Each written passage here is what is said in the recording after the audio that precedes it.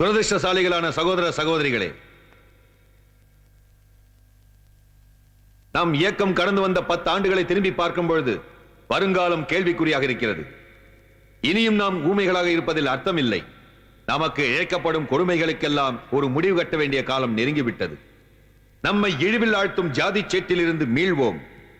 தடைகளை உடைத்தெறிவோம். சமூக சிறையை தகர்ப்போம். நமக்கு சம மரியாதையும் வாழும் வாய்ப்புகளை தருகின்ற ஒரு புதிய மதத்தை தேர்வு செய்வோம்.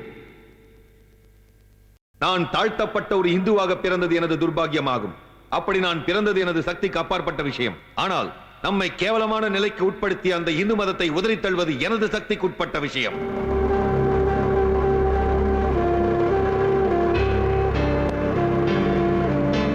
ஒன்றை மட்டும் உறுதியாக கூறிக்கொள்கிறேன். நான் ஒரு இந்துவாக பிறந்து விட்டேன். ஆனால் ஒரு இந்துவாக